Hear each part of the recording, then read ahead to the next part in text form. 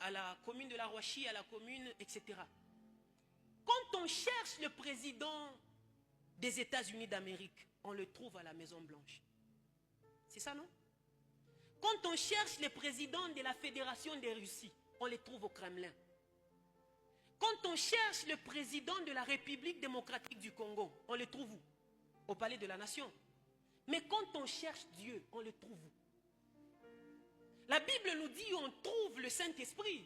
On le trouve en nous. Ne savez-vous pas que vos corps sont les temples de qui? Mais quand on cherche Dieu, c'est sûr, le Saint-Esprit c'est Dieu, mais c'est un peu de chercher spécifiquement une des personnes de la Trinité. On la trouve où? Je commence à chercher Dieu dans la Bible. Je trouve Abraham, je lui pose la question, c'est toi notre Père dans la foi? Ça veut dire la première personne que Dieu a jugée digne d'attribuer la paternité de la foi, c'est toi. Abraham, je peux trouver Dieu où? Vous savez la réponse qu'Abraham m'a donnée? Mike, je ne connais pas où Dieu reste. Parce que les rares fois où Dieu est venu me visiter, c'est lui qui a pris l'initiative. Je ne l'ai jamais invoqué. C'est lui qui m'a appelé. Alors, je ne sais pas son adresse. J'ai dit, ok, c'est bon. Je suis allé voir Moïse.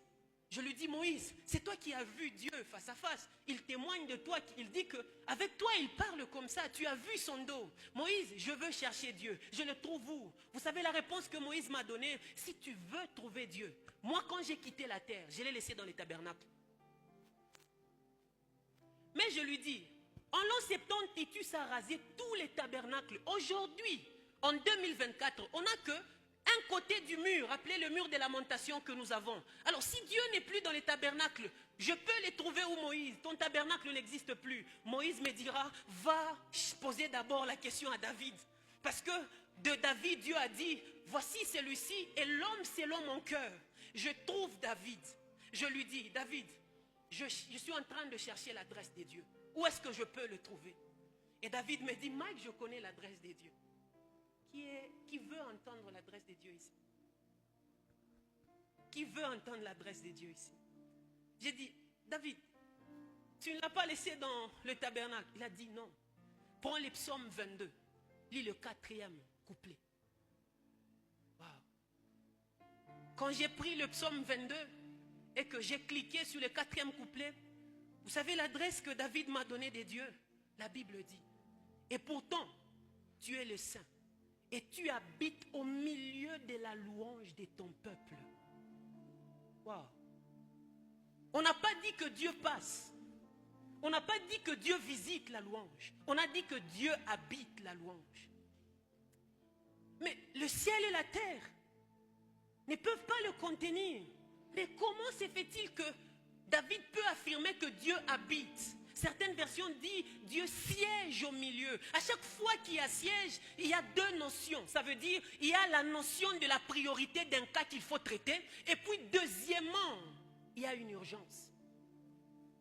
Moi, le côté théologique que j'ai m'a dit non, ça c'est une affirmation seulement de l'Ancien Testament. Je ne peux pas m'en tenir qu'à ça. Mais dans ma communication avec le Saint-Esprit me dit Mike, ce n'est pas seulement une affirmation de l'Ancien Testament. Cette vérité a traversé même la loi. Elle est même dans la grâce. Dieu habite au milieu de la louange. J'ai dit au Saint-Esprit, donne-moi le cas. Il m'a dit, prends l'exemple de Paul et Silas. Dieu n'était pas avec eux dans la prison. Quand ils sont arrivés au milieu de la nuit et qu'ils ont commencé à chanter les louanges de l'Éternel, Dieu a commencé à se déplacer de là où il était vers là où ils étaient. Ça veut dire quoi? La louange est une activité spirituelle capable de faire déménager Dieu de là où il est vers là où on le loue. Je nous répète, la louange est l'une des rares, pour ne pas dire la seule activité